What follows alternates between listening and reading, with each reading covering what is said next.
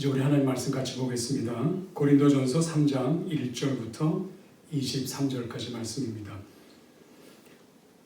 형제들아, 내가 신령한 자들을 대함과 같이 너에게 말할 수 없어서 육신에 속한 자 곧 그리스도 안에서 어린 아이들을 대함과 같이 하노라. 내가 너희를 젖으로 먹이고 밥으로 아니하였노니 이는 너희가 감당하지 못하였음이거니와 지금도 못하리라. 너희는 아직도 육신에 속한 자로다. 너희 가운데 시기와 분쟁이 있으니 어찌 육신에 속하여 사람을 따라 행하니 아니리요. 어떤 이는 말하되 나는 바울에게라 하고 다른 이는 나는 아볼로에게라 하니 너희가 육의 사람이 아니리요. 그런즉 아볼로는 무엇이며 바울은 무엇이냐? 그런 주께서 각각 주신 대로 너희로 하여금 믿게 한 사역자들이니라. 나는 심었고 아볼로는 물을 주었으되 오직 하나님께서 자라나게 하셨나니 그런즉 심는 이나 물 주는 이는 아무것도 아니로되 오직 자라게 하시는 이는 하나님뿐이니라. 심는 이와 물 주는 이는 한 가지이나 각각 자기가 일한 대로 자기의 상을 받으리라. 우리는 하나님의 동역자들이요 너희는 하나님의 밭이요 하나님의 집이니라. 내게 주신 하나님의 은혜를 따라 내가 지혜로운 건축자와 같이 터를 닦아두매 다른 이가 그 위에 세우나 그러나 각각 어떻게 그 위에 세울까를 조심할지니라. 이 닦아둔 것 외에 능히 다른 터를 닦아줄 자가 없으니 이 터는 곧 예수 그리스도라. 만일 누구든지 금이나 은이나 보석이나 나무나 풀이나 짚으로 이 터 위에 세우면 각 사람의 공적이 나타날 터인데 그날이 공적을 밝히리니 이는 불로 나타내고 그 불이 각 사람의 공적이 어떠한 것을 시험할 것이니라. 만일 누구든지 그 위에 세운 공적이 그대로 있으면 상을 받고 누구든지 그 공적이 불타면 해를 받으리니 그러나 자신은 구원을 받되 불 가운데서 받은 것 같으리라. 너희는 너희가 하나님의 성전인 것과 하나님의 성령이 너 안에 거하시는 것을 알지 못하느냐? 누구든지 하나님의 성전을 더럽히면 하나님이 그 사람을 멸하시리라. 하나님의 성전은 거룩하니 너희도 그러하니라. 아무도 자신을 속이지 말라. 너희 중에 누구든지 이 세상에서 지혜 있는 줄로 생각하거든 어리석은 자가 되라. 그리하여야 지혜로운 자가 되리라. 이 세상 지혜는 하나님께 어리석은 것이나 기록된 바 하나님은 지혜 있는 자들로 하여금 자기 꾀에 빠지게 하시는 이라 하였고 또 주께서 지혜 있는 자들의 생각을 헛것으로 하신다 하셨느니라. 그런즉 누구든지 사람을 자랑하지 말라. 만물이 다 너희 것이니라. 바울이나 아볼로나 게바나 세계나 생명이나 사망이나 지금 것이나 장래 것이나 다 너희 것이요 너는 그리스도의 것이요 그리스도는 하나님의 것이니라. 아멘. 우리 지금 코로나 바이러스 상황으로 인해서 지난 3개월 정도 함께 예배 드리지 못하고 주일 예배를 영상 예배로 드리고 있습니다. 이 코로나 상황이 지구촌을 급격하게 지금 변화시키고 있습니다. 여행, 수업, 또 혹은 직장, 사업 뿐만 아니라 우리 예배까지도 영향을 미쳐서 우리가 지금 영상 예배를 드리고 있습니다. 어떤 분이 이런 얘기를 해요. 앞으로 아마 이 코로나 시대가 끝나면 코로나 이후에는 세상이 바뀌어져 있을 것이다. 이전 세상이 아니라 새로운 세상이 펼쳐질 것이다. 이런 얘기를 많은 분들이 지금 언급하고 있습니다. 예, 코로나 때문에 수많은 상황들이 지금 바뀌었고 그동안에 해왔던 건 못하고 또 앞으로 또 어떻게 해야 될지 더 연구하고 있고 이 지구촌은 지금 몸살을 앓고 있습니다. 근데 대부분 더 좋은 세상을 향해서 이 준비하려는 마음들이 엿보입니다. 교회는 어떻습니까? 우리 한국교회는 좀 어떤가요? 저는 우리 교회도 이전보다 훨씬 좋은 교회로 우리가 더 발전해 가야 되고 신앙의 발전이 있어야 된다고 저는 믿습니다. 왜냐하면 우리 믿음은 자라가는 것이기 때문에 멈추고 퇴보하는 것이 아니라 더 성숙해지고 더 믿음이 자라서 하나님께 영광 돌려야 되기 때문에 믿음이 자라는 만큼 더 발전한다는 의미에서 우리 코로나 이전보다 이후가 더 나은 믿음, 더 나은 신앙으로 우리가 가야 된다고 저는 굳게 믿고 오늘 이 상황을 저와 여러분, 우리 교회가 어떻게 이 상황을 이해하고 한번 좀 이 교회가 나갈까 하는 부분들을 오늘 함께 나눌 수 있기를 바라요. 그동안 지금 한국의 교회를 잠깐 이렇게 살펴보면 선거가 치렀고 또 코로나 상황을 이제 또 경험했고 이러면서 이 교회가 그 모습 속에서 이 사회적으로 보여준 것들이 있습니다. 이 교회가 이 정치적인 입장에 서서 또 거리 행진을 하고 또 모여서 구호를 외치고 하는 이런 모습들, 또 거리에서 예배하고 하던 이런 모습들도 보여준 적이 있습니다. 코로나 이후에는 정치적인 상황이 해결되면 또 새로운 입장을 정리하면 교회가 더 발전되는 것일까요? 또 코로나 대응을 교회들이 어떤 게 잘하고 어떤 게 못해서 긍정과 부정의 이런 이야기들을 들었습니다. 또 염려도 많이 했죠. 그런데 이 코로나 대응을 잘하면 이 교회가 더 다음 시대를 준비하는 좋은 이야기가 될까요? 이단들도 또 이번에 많이 이제 드러났죠. 교회가 이단 대처 능력을 갖추면 이제 이 교회가 더 발전하는 것이니까. 물론 우리가 그런 부분들, 눈에 보이는 그런 부분들, 이런 부분들도 우리가 늘 마음에 염두에 교회가 어떻게 해야 될까? 앞으로 교회가 어떻게 더 하나님 보시기에 아름다운 교회로 발전해 갈 수 있을까 하는 측면에서도 얼마든지 생각할 수가 있습니다. 하지만 저는 이 상황을 이어서 다음 상황이 주어졌을 때 우리 교회는 눈에 보이는 가시적인 변화가 아니라 진정한 영적인 변화가 일어나기를 기대하고 있습니다. 또 그래야 된다고 저는 믿습니다. 우리가 마침 고린도 전서를 지난 월요일부터 우리가 묵상하게 되는데 저는 이 고린도 전서를 묵상하면서 우리 한인목교를 비롯해서 이 땅의 교회들이 하나님 기뻐하시는 교회, 하나님 만족하시는 교회, 하나님이 인정하는 교회로서 한 걸음 더 나가는 것이 뭘까 하는 것들을 더 묵상하게 됐습니다. 여러분, 고린도 교회 하면 어떤 생각이 떠올라요? 우선 부정적인 이미지가 참 많은 교회예요. 또 부정적인 이미지 때문에 고린도 교회 편지를 읽게 되면 늘 그런 관점에서 이 교회는 참 부족한 게 너무 많고 잘못된 게 너무 많은 교회다. 우린 이런 교회가 안 되도록 힘써야 되겠다. 이제 이런 메시지들을 얻곤 합니다. 그런데요, 겉으로 나타나는 그런 모습이 아니라 실제로 이 교회를 향한 하나님의 뜻이 뭔지 이 중심으로 문제를 풀어가야 된다고 저는 믿습니다. 많은 분들이 부정적인 얘기하지만 저는 이 고린도 전서에서 굉장히 긍정적인 이 부분이 담겨 있다는 것을 살피게 됐어요. 여러분, 고린도 전서 1장 4절에 보면 바울이 이렇게 고백합니다. 그리스도 예수 안에서 너에게 주신 하나님의 은혜로 말미암아 내가 너희를 위하여 항상 하나님께 감사하노니 이는 너희가 그 안에서 모든 일 곧 모든 언변과 모든 지식의 풍족함으로 그리스도의 증거가 너희 중에 견고하게 되어 너희가 모든 은사에 부족함이 없이 우리 주 예수 그리스도의 나타나심을 기다림이라. 오늘 이 말씀 굉장히 긍정적인 부분이에요. 우선 바울이 하나님께 감사한다고 했습니다. 그것도 항상 감사한다. 아니, 이렇게 부족한 교회인데 이 교회를 향해서 난 너희 교회 때문에 항상 하나님께 감사한다. 어떻게 이런 표현이 가능할까요? 도대체 이 교회가 무엇이길래, 교회가 어떤 목적을 갖고 있길래, 또 이 고린도 교회에 대해서 무엇을 발견했길래 이렇게 바울이 감사하고 있을까요? 아마 그들의 생활 모습, 그들이 안고 있는 문제 덩어리들을 놓고는 감사할 수가 없죠. 그러니까 이 편지가 써졌겠죠. 그런데 그 교회에 담겨져 있는 굉장히 긍정적인 아주 중요한 부분이 발견되는 거예요.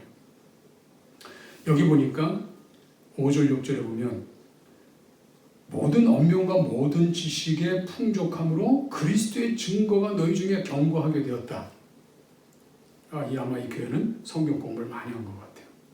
대화도 많이 하고 그래서 그리스도의 증거가 풍성해져서 드디어 그 증거가 견고해졌다. 그 증거, 그 견고해진 그 메시지의 핵심이 뭐냐? 7절에 보면 너희가 모든 은사의 부족함 없이 우리 주 예수 그리스도의 나타나심을 기다림이라. 고린도 교회는 예수 그리스도의 나타나심을 기다리는 교회였습니다. 교회가 예수님 없이 교회라고 할 수가 없는 것이죠. 교회는 예수님 중심입니다. 예수님이 이제 승천하셔서 다시 오시게 되는데 예수님께서 베드로에게 내 교회를 세우겠다 말씀하신 장본인이신데 예수님은 이 땅에 인자로 오셔서 하나님의 아들로 승천하셔서 하나님 나라를 상속받으신 왕이신데 그 왕이 다시 오는 이 문제가 이 교회의 첫 번째 이슈가 안 되면 참 곤란한 문제죠. 고린도 교회는 바로 그 그리스도 그 왕을 기다리는 교회라고 소개하고 있어요.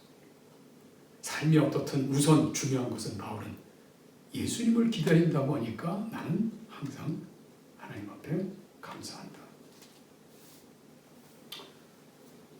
우리는 지금 어떤 중심의 교회인가요?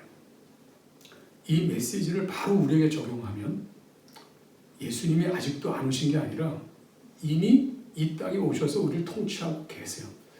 자, 이 통치하신 예수님이 우리를 통해서 이제 목적을 두고 이 교회를 양육하시고 세워가시는 그 과정이 있는데 이 교회는 특별히 하늘문 교회는 앞으로 예수님이 완성하셔서 아버지께 드릴 그 나라 가운데 하나인데 그 나라가 완성되고 그 새 예루살렘이 완성이 되면 아버지 하나님의 임재가 기다리시는 교회, 임재하기로 약속된 교회. 하늘문 교회는 바로 그것을 향해서 한 걸음 더 나가는 교회가 되어야 되는 것입니다.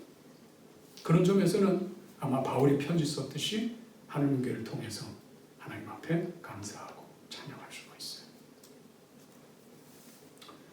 그런데 예수 그리스도가 나타심을 기다리지만 예수님은 아무데나 임하시는 게 아니라 예수님은 거룩한 공동체에 임하세요. 온전한 공동체에 임하기를 기뻐하세요. 그래서 8절에 주께서 너희를 우리 주 예수 그리스도의 날에 책망할 것이 없는 자로 끝까지 견고하게 하시리라. 이 말씀을 주신 거예요. 바울이 지금 왜 이 편지를 썼는지 편지의 목적이 뭔지를 여기 분명히 드러내고 있습니다.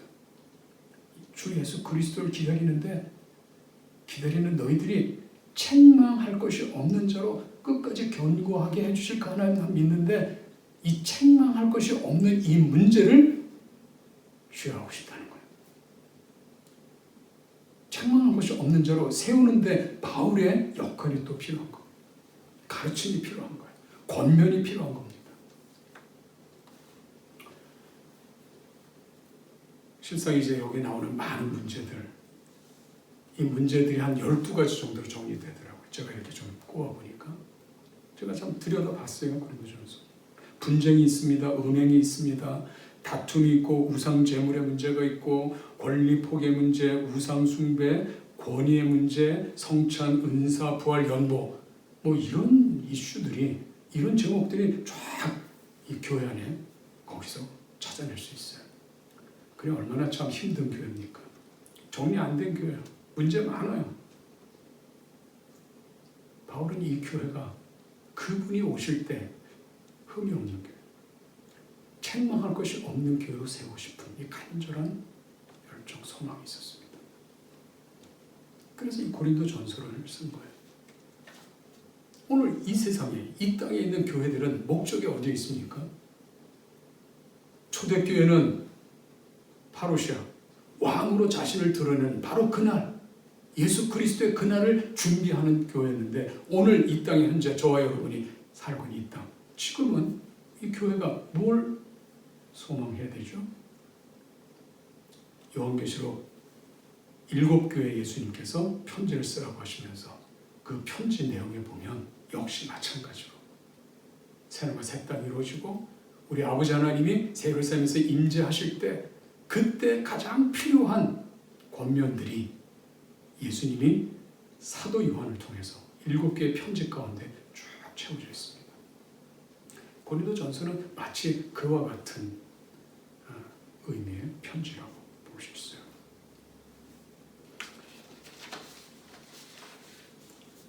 오늘 이 문제들을 조금 더 개념으로 정리하니까 바울이 원했던 이 교회가 좀 그렇게 자라가길 원했던 바로 그 모습은 이렇게 정리가 될 수 있어요.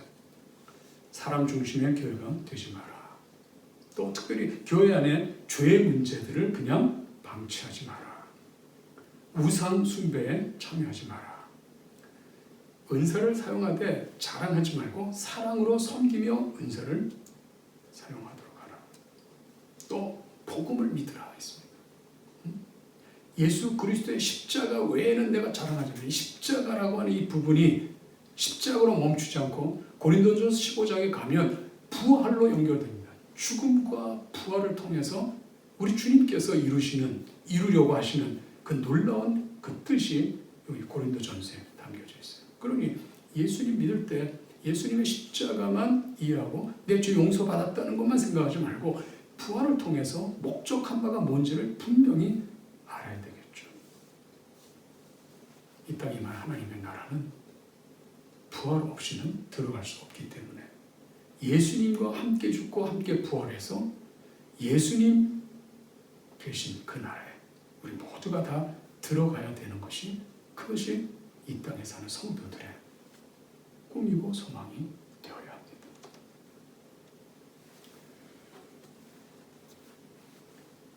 자, 그렇습니다. 바울은 고린도 교회를 향해서 책망할 것이 없는 교회로 세워지기 위해서 이 편지를 쓰고 있는 게 아주 분명해요. 자, 그렇다면 오늘 본문은 그 여러 개의 그 주제들 가운데 한 주제에 집중되어 있습니다. 오늘 10절에 보면 분쟁이 없는 같은 마음과 같은 뜻으로 온전히 합하라 하는 말씀이 있어요.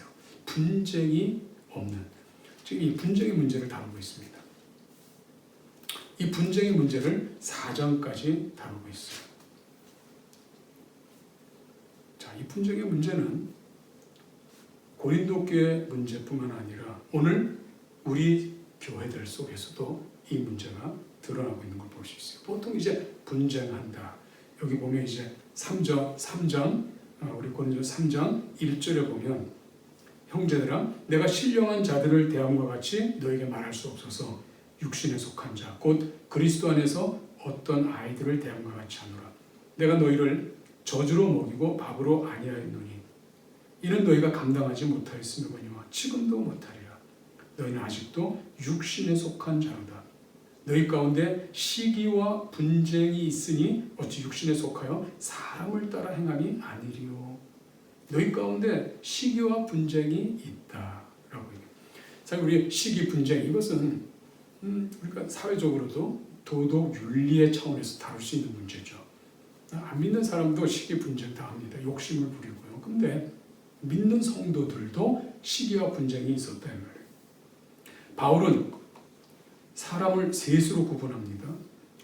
2장 14절에 보면 육에 속한 사람은 하나님의 성령의 일을 받지 아니한다라고 하고 있어요. 성령의 일을 받지 않는다. 육에 속한 사람. 이럴 때는 natural man이에요. natural man. 그런데 3장에 나오는 육신에 속한 자다 할 때 육신은 natural이 아니고 이것은 flesh라는 단어입니다. 이것은 하나님의 통치 밖에 머무는 하나님의 인도 밖에 머무는 그런 존재들에 대해서 얘기하는 거예요. 사실 우리 그리스도인이지만 우리가 하나님의 인도를 받을 때 하고 또 하나님의 뜻 없이 내 욕심대로 행할 때 우리는 이 두 가지가 다 우리 안에 있는 것 우리가 기억하셔야 돼요. 바울이 고백했습니다. 로마서 7장에 보면 오라 나는 곤고한 사람이로다. 왜 그런 고백합니까? 바울은 사도였습니다. 예수 그리스도의 사도로서 복음을 전한 자였어요. 그럼에도 불구하고 곤고한 사람이다. 왜요? 바울이 구원도 받았고 사도로 사역하고 있지만 그러나 한편으로는 사망의 종로로 타는 이 몸을 갖고 있기 때문에 아직도 사망의 다스림 속에 있는 이 몸을 갖고 있기 때문에 그 안에 욕구와 욕심들이 일어나요. 그래서 하나님의 나라, 이 땅에 하나님의 나라의 삶을 살아기에 매우 불편합니다. 어려워요. 그래서 성령님의 철저한 도움이 필요했던 거예요. 로마서 7장의 그 고민 이후에 8장에 들어오면 그래서 성령님의 사역들이 쭉 설명돼요. 우리 연약함 때문에 중보 기도도 하신다고 말씀하고 있습니다. 그래서 지금 이 고린도 교회의 문제는 뭐냐면 성령의 인도에 따라 신령한 자들, 성령의 도움을 통해서 하나님의 뜻을 잘 깨닫고 순종하는 그런 성도들이 아니고 자기들의 육체의 소욕에 따른 생각을 통해서 이 땅의 삶을 풀어보려고 하는 그런 사람들을 가리켜요. 그러니까 하나님의 거룩한 뜻, 하나님의 의해서, 말씀에 의해서 인도받지 않고 자기 생각이 움직이기 시작하면 시기와 분쟁이 일어나게 돼요. 근데 이 시기와 분쟁에, 이 사건에 직접적으로 관련된 사람이 누군지 아십니까? 바울이 언급하는 건 교회 지도자들이에요.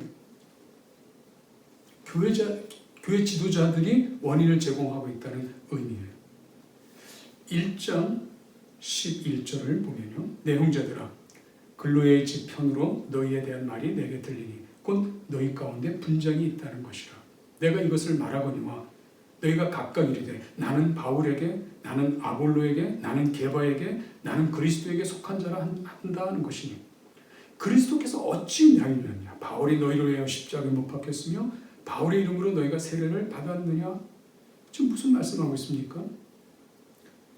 고린도 교회에 많은 분들이 편이 갈라져서 나는 바울 편이다, 나는 아볼로 편이다, 나는 게바 베드로 편이다, 심지어는 나는 그리스도 편이다, 이렇게 자기의 그룹의 중심이 누구인지를 이렇게 밝히고 있다는 거예요.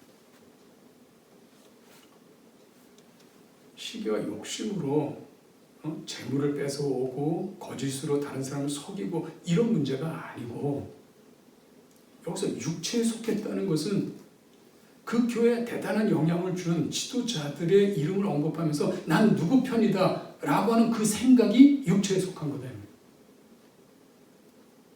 이 이야기는 이거예요. 예수님이 중심이 아니고 사람이 중심이에요. 이 사람은 그저 불신자들, 이 땅에 명성을 얻는 위대한 사람들, 그 사람들이 아니고 교회의 지도자들을 놓고도 나는 바울파다, 나는 게바파다, 아볼로파다 이렇게 이야기하면 이 자체가 육신에 속한 자의 모습이다. 왜냐하면 우리 지도자가 더 위대하다. 우리가 의지하는 그분이 우리가 훨씬 더 탁월하다. 이렇게 서로 비교하고 경쟁하기 때문에 일어난 일입니다. 아직도 육신에 속한 자다. 아직도 육신에 속한 자이기 때문에 하나님의 나라의 이 놀라운 은혜를 받을 수 없다라고 얘기합니다. 더구나 예수 그리스도께서 당신이 나타나고 임하실 때 그걸 영접할 수 없다라고 얘기하는 겁니다. 그래서 오늘 3장 16절에 본 이 말씀이 기록되어 있어요. 너희가 하나님의 성전인 것과 하나님의 성령이 너희 안에 계시는 것을 알지 못하느냐. 누구든지 하나님의 성령을 더럽히면 하나님이 그 사람을 멸하시리라. 하나님의 성전은 거룩하니 너희도 그러하니라. 어떻게 이 말씀이 여기 기록되어 있죠? 왜 이 말씀이 여기 기록되어 있죠? 너희는 하나님의 성전이다.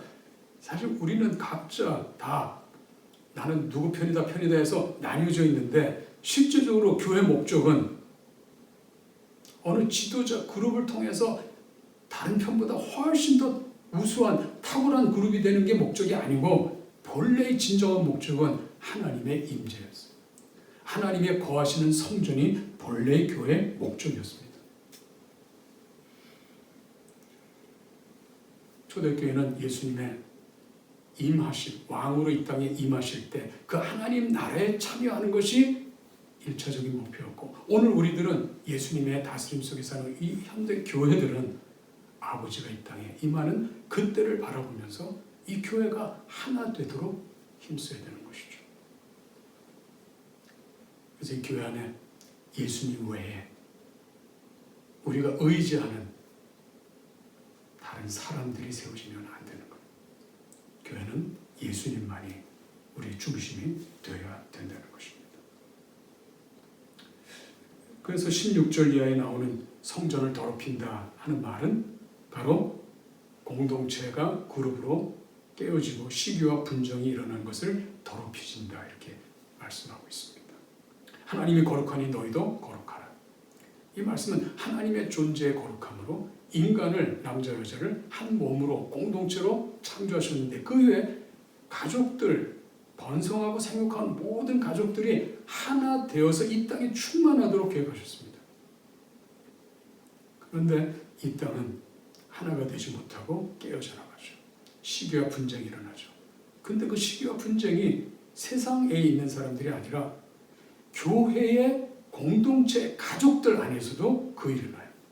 이것이 꼭 부정하고 나쁜 일로 인해서 깨지는 것이 아니라 지도자들의 가르침을 통해서 그 가르치는 지도자를 의지하면서 나타나는 현상들이에요. 이것까지도 주의해야 된다고 말씀하는 거죠. 그래서 바울은 3장 6절에 아볼로는 무엇이며 바울은 무엇이냐? 그들은 주께서 각각 주신 대로 너희로 하여금 믿게 한 사역자들이니라. 사역자에 불과하다. 1장 13절에 보면 바울이 이렇게 선언합니다. 그리스도께서 어찌 나뉘었느냐? 바울이 너희를 위하여 십자가에 못 박혔으며 바울의 이름으로 너희가 세례를 받았느냐? 나는 아니다라고 선포합니다. 예수님이시다라고 선포해요. 예수 그리스도시다라고 선포해요. 바울이 고린도 교회에 바로 이것을 지금 공연하고 있어요. 고린도 교회는 중심을 잡아야 돼요. 사람 중심에서가 아니라 하나님 중심의 교회로 완전히 새롭게 세우셔야 되는 그 필요가 지금 오늘 이 본문을 통해서 강조되고 있습니다. 바울은 아볼로와 비교하면서 우리는 사역자면서 동역자라고 설명해요. 사역자에 불과해요. 한번 보십시오. 다시 한번. 그런즉 아볼로는 무엇이며 바울은 무엇이냐? 그들은 주께서 각각 주신 대로 너희로 하여금 믿게 한 사역자들이니라. 고린도 교회는 바울도 필요했고 또 아볼로도 필요했던 교회였어요. 사실 바울이 제일 처음 복음을 전했습니다. 기초를 놓은 분이죠. 그리고 바울이 떠나서 얼마 안 있어서 아볼로가 이 고린도 교회에 도착하게 됩니다. 사도행전 18장에 보면 바울의 동료들을 아볼로가 만나게 돼요. 사실 이 아볼로는 예수님에 대해서 복음에 잘 몰랐죠. 그런데 본래 이분의 근거지는 이집트예요. 이집트 알렉산드리아 출신인데 이분이 알렉산드리아에는 굉장히 중요한 유대인 공동체가 있어요. 아주 굉장히 그 당시에 탄탄한 공동체라고 알려져 있습니다. 거기에 지도자가 필라라고 하는 유대인 유명한 철학자도 거기에 속했습니다. 그러니까 굉장히 학적으로 준비된 아볼로였습니다. 그런데 이분이 바울의 동료들을 만나요. 에베소에 머물 때 거기서 만나요. 거기서 배우게 됩니다. 그러자 이제 이 아볼로가 성경을 가르치는 선생이 됐어요. 그리고 고린도 교회를 방문하게 됩니다. 바울이 복음을 전하고 지나간 바로 그 자리에 아볼로가 와서 양육을 시작합니다. 성경 공부를 시작하는 거예요. 그리고 그들을 키워냈습니다. 바로 그 일 때문에 바울을 좋아하는 사람이 생겼고 그 다음에 또 아볼로가 나타나니까 아볼로가 자기 취향이면 또 아볼로를 좋아하게 되는 거예요. 하지만 교회는 사람이 중심이 되어 움직이면 안 된다는 것을 지금 바울이 한국하게 얘기하고 있습니다. 교회는 바울도 아니고 아볼로도 아니다. 교회는 오로지 한 분 예수 그리스도 그분이 중심이 되어야 된다. 10절 이하에 보면 건축 비유가 또 나옵니다. 내게 주신 하나님의 은혜를 따라 내가 지혜로운 건축자와 같이 터를 닦아두매 다른 이가 그 위에 세우나 그러나 각각 어떻게 그 위에 세울까를 조심할지니라. 이 닦아둔 것 외에 능히 다른 터를 닦아둘 자가 없으니 이 터는 곧 예수 그리스도라. 자, 여기 지금 바울이 자기의 역할에 대해서 소개하고 있어요. 나는 지혜로운 건축자와 같이 터를 닦아뒀다. 지혜로운 건축자. 지혜롭다는 말은 성령을 통해서 하나님의 뜻을 분명히 알고 건축자로서 터를 닦았다. 근데 그 터는 예수 그리스도 이 복음의 터를 닦았다라고 해요. 터를 닦았는데 그 위에 건축하는 사람은 바울이 아니고 아볼로였습니다. 와서 이제 많은 분들을 양육하면서 건축해가는 거예요. 건축해가는 과정에 지금 이 교회가 편이 나뉘어짐으로 인해서 상당한 지금 이 긴장, 또 심지어는 시기하고 분쟁하는 일이 일어났던 거예요. 바울이 들을 때는 저 모습 그대로는 예수 그리스도의 날에 지적사항이지 칭찬사항은 아니에요. 그래서 바울의 염려는 뭐냐면 분쟁으로 인해서 책망을 받을까 봐 염려해서 그 책망을 위해서 우리 권면을 지금 바울이 전하고 있는 것입니다. 오늘 재미있는 건 뭐냐면 바울과 아볼로, 바울이 나는 아니라고 하면서 나는 사역자이고 나도 충성함으로 상 받을 자라고 이제 얘기하는 거예요. 7절 보십시다. 3장 7절. 그런즉 심는 이나 물 주는 이는 아무것도 아니로되 오직 자라게 하신 이는 하나님뿐이니라. 심는 이와 물 주는 이는 한 가지나 각각 자기가 일한 대로 자기의 상을 받으리라. 상 주는 사람이 아니라 상을 기대하고 상을 바라보는 사람이에요. 누가 상 줍니까? 우리 주님께서 주시는 것이죠.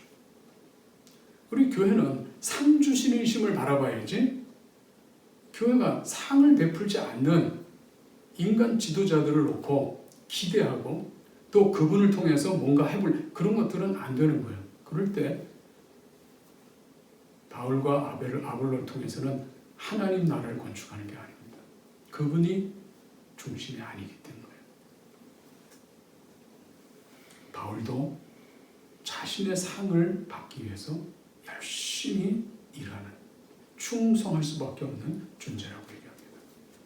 자, 그렇다면 고린도 교회는 어떻게 해야 됩니까? 고린도 교회 역시 건축에 참여하는 것이죠. 터는 예수 그리스도입니다. 그 건축에 금, 은, 보석으로 건축한다든지 아니면 나무, 풀집으로 건축하게 되는데 이 건축을 겉으로 볼 때는 다 좋아 보이고 쓸만해 보여도 바로 그날 이 건축물이 어떠한지를 평가하게 돼요. 13절에 보시면 각 사람의 공적이 12절부터요. 만일 누구든지 금이나 은이나 보석이나 나무나 풀이나 짚으로 이 터 위에 세우면 각 사람의 공적이 나타날 터인데 그날의 공적을 밝히리니 이는 불로 나타내고 언제요? 그날 예수님이 임하시는 그날 나타나시는 그날 고린도 교회가 기다리고 또 기다려서 그 날을 맞이했을 때 그때 그동안 어떤 건축을 했는지 불로 한번 테스트해 보는데 금은 보석은 불로 테스트해도 건재하지만 나무 풀집은 어떻게 되겠습니까? 13절에 보면 각 사람의 공적이 나타날 텐데 그날이 공적을 밝히리니 이는 불로 나타내고 그 불이 각 사람의 공적이 어떠한 것을 시험할 것이니라. 만일 누구든지 그 위에 세운 공적이 그대로 있으면 상을 받고 누구든지 그 공적이 불타면 해를 받으리니 그러나 자신은 구원을 받되 불 가운데서 받은 것 같으리라. 놀라운 말씀이 있습니다. 지금 바울도 상을 기대하고 열심히 충성하고 있어요. 물론 바울은 터를 예수 그리스도로 건축해 터를 마련했기 때문에 금, 은, 보석으로 건축한 것과 다름없죠. 그런데 고린도 교회는 어떤 재료로 건축되어 있어요? 금, 보석입니까? 아니면 나무, 풀집입니까? 불태워버리면 확연히 드러나는데 바울이 왜 걱정하고 있죠? 왜 책망에 대해서 염려하고 있죠? 불을 태워버려서 만약 건축 자체가 불에 타버리면 상이 없어요. 그것이 안타까운 겁니다. 예수 그리스도를 중심으로 건축하지 않으면, 바울을 놓고 건축을 하고 아볼로를 건축하면 이 건축물은 아무 쓸모가 없다는 뜻입니다. 예수님 중심이어야 돼요. 여러분 삶 속에 예수님 중심이 되어야 됩니다. 우리 교회가 예수님 중심이 되어야 됩니다. 예수님을 재료로 우리가 그분을 중심으로 그분의 뜻에 합한 건축을 해야지 블루 테스트에서 타버리는 건축물을 지으면 안 된다는 거예요. 여기서 이 상을 받는다라고 했는데 이 상은 우리 교회에서 늘 얘기했던 유업의 상입니다. 하나님께서 아브라함에게 나는 너의 방패고 너의 상급이다 했던 그 상급.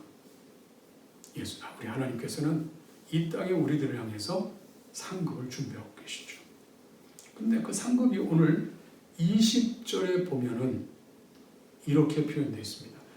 또 주께서 지혜 있는 자들의 생각을 헛것으로 아신다 하셨느니라. 그런즉 누구든지 사람을 자랑하지 말라. 만물이 다 너희 것이니라. 바울이나 아볼로나 게바나 세계나 생명이나 사망이나 지금 것이나 장래 것이나 다 너희 것이요 너희는 그리스도의 것이요 그리스도는 하나님의 것이니라. 하나님이 주인 되셔서 이 모든 것을 다 소유하신 우리 하나님.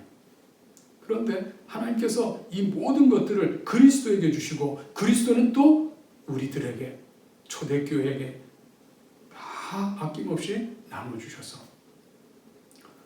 오늘 이 만물이 다 너희 것이라고 말씀해주고 있어요. 우리 지금 하나님의 소유를 우리가 유업으로 받은 땅에서 살고 있습니다.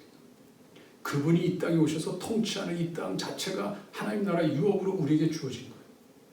우리가 앞으로의 어떤 삶으로, 어떤 신앙으로 우리 하나님교회가 코로나 이후에 우리 함께 모였을 때 한 마음이 되어야 될까요? 그것은 유업신앙이에요. 이 땅을 어떻게 바라보느냐. 또 이 땅에서 우리의 삶은 지금 무엇을 목적으로 살아가고 있는가. 이 부분을 분명히 하셔야 됩니다. 우리는 지금 하나님의 처소로 지어져가는 거룩한 성전으로 지금 우리가 지어져가는 새 예루살렘 성으로 우리 자신들을 지금 세워가고 있습니다. 앞으로 그분이 임하실 거예요.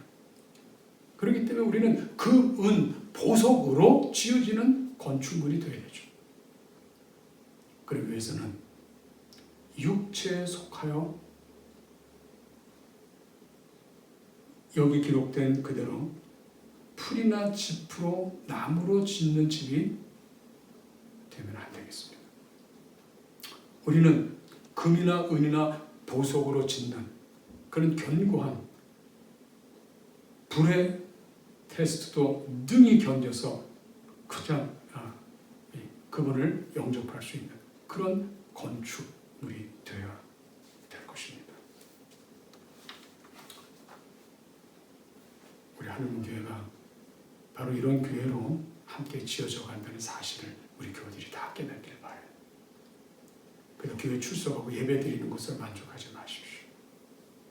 우리가 지금 함께 한 마음 한 뜻으로 되어서 공동체를 이루어서 그분이 임재하는 처소로 지어져 가는 분명한 목적이 있다는 것을 우리 마음에 간직하시기를 간절히 바랍니다.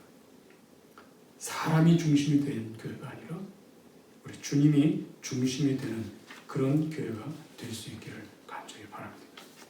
그래서 우리 하나님교회가 앞으로 우리 주변의 많은 교회 앞에 하나님의 나라가 임한 교회가 어떤 교회인지, 삶이 무엇인지 우리 교우들을 통해서 증명하고 증거할 수 있는 그 축복이 우리에게 있기를 바라요.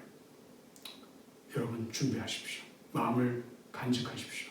하나님 나라를 통해서 이 땅에 당신의 뜻을 이루어가는 힘 있는 신앙생활을 하겠다고 다짐하고 우리가 함께 모여서 주님 앞에 찬양하고 나갈 수 있기를 간절히 바랍니다. 하나님께서 인정하는 바로 그 교회, 책망이 없는 바로 그 교회로 계속해서 우리가 이제 또 새롭게 한번 마음 다져서 이 신앙을 우리가 경주해 나가기를 주님의 이름으로 축복합니다. 기도하겠습니다.